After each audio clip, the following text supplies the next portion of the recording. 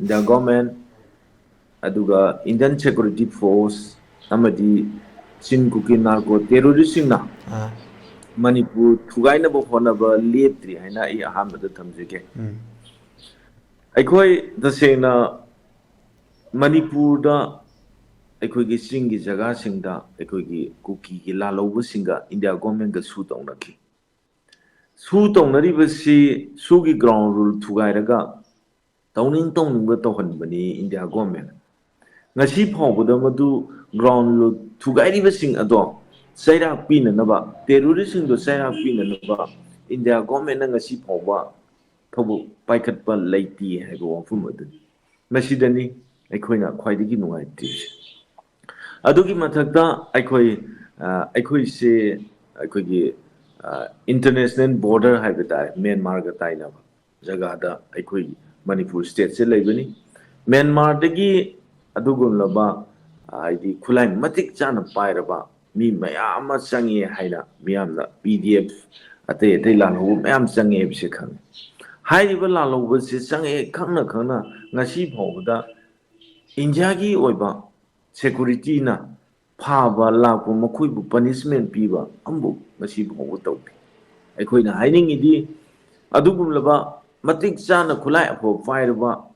PDF mayam laidiba sigi mathakta terrorism asigi mathakta India gi oiba security na action lokhatpa leite haibini aduna akhoi mafam matam khangdana tawning phoda tawba chingi jaga singsi akhoi gi ain leitaba ka pangkhau oirakpa haibidi akhoi gi tampaktana akhoi gi lengak singsi sapchana akhoi gi democracy gi wan thok laina thabak tawba chingdana madigi wan thok laina tawdaba sidagi lakpa ngatni haibase ai thamjage akhoi cycle da isenupi ma leite ai isa muksa lui cycle da salu matamda madu meter 100 meter hai 100 meter jida akhoi gi naha vital la pa kharana madu kafam bani hai mi trawa muksui hai kya oibno madu gi sab sab report ti khandre adu raga chu akhoi gi 100 meter gi distance da kapai bise masi akhoi singi jaga sing ase tasena akhoi gi lengak leitabaga pangkhak oi haiba wafum aduni kari dobagi to terroristing aduna nomai puraga koisa chalaga mi hala phawbada tumina lei tu kari sini aikoina lakningi poina adugi mathakta akhoi gi mafam aduta leibase BSF 16 BSF battalion ni haire haiba BSF to the su akhoi gi low suba chatka dore akhoi mafam du low suba chatkani aina information pirammi haire akhoi gi hairiba mafam aduda chatpa matamda information jo piraba aduga mafam aduda michi mina thuibase akhoi gi central security force amadi state security force na lab so ibadagi hairiba isenupi edu leitabaneba masigi full responsible se hairiba security sing aduda madu sab saba action take lokot kedamneba haibadi adugumlaba BSF ki 16 battalion gi madugi commander kanano adugi mathakta state force sing aduda yengchaliba adugi commander kanano hairiba commander sing ase masi mathau masak khangdabadagi thokpane haibase ai miyamda thamjage maramdi karigino haibu matamda information sapsana piri mafam adu law sunaba matamni hairi aikhoiga lengaka aduga aikhoiga central security force ka law suba matam asida aikoi fazana ngak sembi wabse aikoi civil society organization dagi kokomi gi sakit dagi aikoi ngasigi lengak amadi hairiba security singsida sapsana wari sanaraga hairiba law uba matamda aikoi law lohodragadi aikoi gi chana naba leitragadi awabu oigani haina aikoi masi kanna wari sanaba thabawni masi already sapchana makoida haina kiba wafung adu masigi wangmuda torupusina maram oiraga aikoi nasigi lengakta leibising asina athu matamda hairiba central security force BSF 16 battalion ki commander amadi Manipur state ki mafam adu duty tawriba commander singdo action local piu aina thamjage aduga mafam kaya da aikoi gi lan mathang kapthare mafam sing asida aikoi gi adugun laba terroristing ase ground rule thugariba terrorist sing mapande changpa foreigner terrorist sing afaba nomoi paire je khangna aikhoi gi India ki Central Security Force 60,000 ki mathakta leiriba madu sing nga ga leiribane sing da kuki nga ga leiribra ba makhoi na chaning pham da salaga kamning pham ka phauda makhoi tumin na leirido makhoi keidou leirino fare makhoi na nga aroi tawroro hairagadi aikhoi isane isabu ngakchen anaba fireb leba aikhoi makhoi bu ngakpa ngammaroi hairagadi magi maramdam ta hanbigroba aikhoi sidai sida kuki ngaga leigadabdo madu leibiranu tasena Central Security Force State Security Force na ngammaroi hairagadi mayek chengo aikhoi chap chaba aikhoi ge strength leidi aikhoi ge strength na aikhoi iramdam sahi lising manga gi puari leba ipa ipuna thambiramba ngangkhoi ipa ipuna thambiram Manipur gi apunba gi sakdam je nga kane masi aikhoi gi oiba chap chaba wakhaloni aduna ngasi gi iramdam stil leiriba irisa khudi mangna aikhoi apun padana pangalni aduga yengna basing asibu maru phangna muthatpa terrorist sing si maru phangna mutalakanda aikhoi thabak thabam khudi makta ing tappa adugulaba manabu kunai porpung nguni haina ai thamjege Manipur gi MLA humfuni tara se aikhoi kuki gi oigre hairi bising su kuki gi MLA sing sina iramdam si thugaina bu honar pani makhoi gi mathak ta su action lokhat ki da MLA yankhai gi mathau se masak khang da budagi aikhoi na thamningi di aikhoi iramdam sida misi mina thue kap lawu khong bana pik thale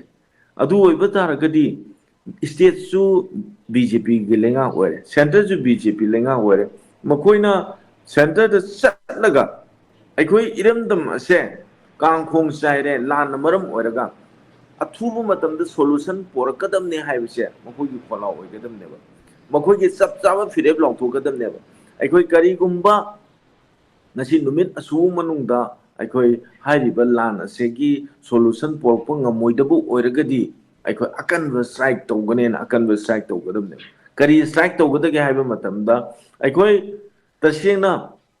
center da salaga aikhoi mayam si salaga aikhoi MLA tigi aikhoi kari gumba athu matamda solution poroktragadi aikhoi resign tawgani bu haigera aikhoi makhoi gi fire ama chapchaba action ama logadam ne natraga aikhoi hairiba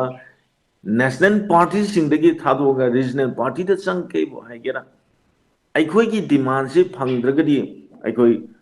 miyam na aikhoi ji mihut oina khalakpa miyam gi mihut ki thabak tawai je aikhoi gi ithau ne karigumba aikhoi ne ithau dang se tawba ngamdragadi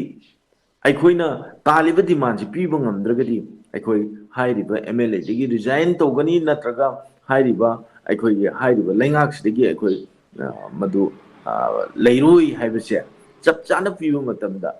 Delhi gi central government na aikhoi strike tawtingai da hairiba fireb se lawkhare akanba fireb lawkhare Manipur gi MLA sing se masi hairiba Manipur da BJP gi lengak se masi maru phangna muthat ki dore haina makhoina khallaba matungda makhoi gi akanba strike to tawdringai da MLA sing du resign tawdringai da akhoi solution porko ngungune masi aikhoi punamangna khangna wafam ne ba adudi tawdrana lan marak sidajida power munaba kari gi power munari buno makhoi gi power do lan loira kanda munabi oba hojit lan manung sida lan ji loisanna na hono bi oba MLA sinse chap manana fire amada lobi oba congress gi MLA hoigera BJP gi MLA hoigera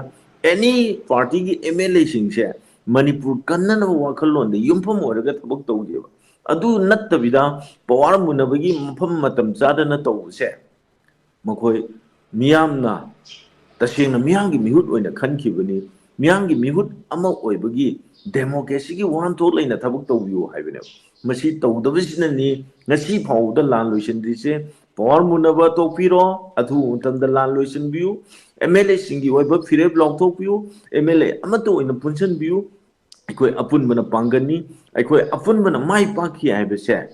miyamgi akan bi ho kaya ama leigre nupi lan thokre adugi mathakta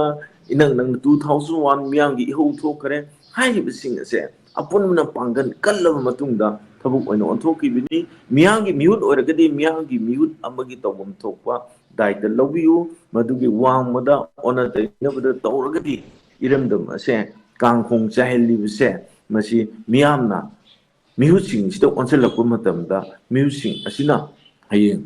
ꯋꯥꯔꯧꯂꯛꯄ ꯂꯥꯛꯀꯅꯤ ꯃꯔꯝ ꯑꯗꯨꯅ ꯃꯤꯍꯨꯠꯀꯤ ꯑꯣꯏꯕ ꯑꯩꯈꯣꯏ ꯃꯤꯌꯥꯝꯒꯤ ꯃꯤꯍꯨꯠ ꯑꯣꯏꯔꯒꯗꯤ ꯃꯤꯌꯥꯝꯒꯤ ꯑꯣꯏꯕ ꯗꯥꯏꯇꯗꯨ ꯂꯧꯕꯤꯌꯨ ꯍꯥꯏꯅ ꯑꯩ ꯃꯤꯌꯥꯝꯗ ꯊꯝꯖꯒꯦ ꯑꯗꯨꯒꯨꯝꯂꯕ 50 MLAꯁꯤꯡ ꯑꯣꯅꯔꯦꯕꯜ MLAꯁꯤꯡꯗ ꯊꯝꯖꯒꯦ ꯑꯩꯈꯣꯏꯅ ꯃꯃꯥꯡꯗ ꯑꯩꯈꯣꯏꯅ ꯗꯤꯃꯥꯟ ꯇꯧꯏ ꯀꯔꯤ ꯍꯥꯏꯅ ꯇꯧꯒꯦ ꯍꯥꯏꯕ ꯃꯇꯝꯗ MLA 10 ꯗꯤꯁꯀ꯭ꯋꯥꯂꯤꯐꯥꯏ ꯂꯥꯎꯒꯗꯕꯅꯤ ꯍꯥꯏꯕꯅꯤ ꯀꯔꯤ ꯃꯔꯝꯒꯤꯗꯃꯛꯇ ꯍꯥꯏꯔꯤꯕꯅꯣ ꯍꯥꯏꯕꯗ ꯃꯅꯤꯄꯨꯔꯒꯤ ꯑꯄꯨꯟꯕꯒꯤ ꯁꯛꯇꯝ ꯃꯅꯤꯄꯨꯔ ꯅꯨꯡꯁꯤ ꯆꯥꯟꯅꯅ ꯂꯩꯔꯤꯕ ꯀꯝꯃꯨꯅꯤꯇꯤ ꯃꯌꯥꯝꯁꯦ ꯊꯨꯒꯥꯏꯅꯅꯕ ꯁꯤꯜꯂꯤꯕ MLA 10 ꯑꯗꯨꯒꯤ ꯃꯊꯛꯇ MLA 10 ꯑꯁꯤꯅ ꯑꯩꯈꯣꯏꯒꯤ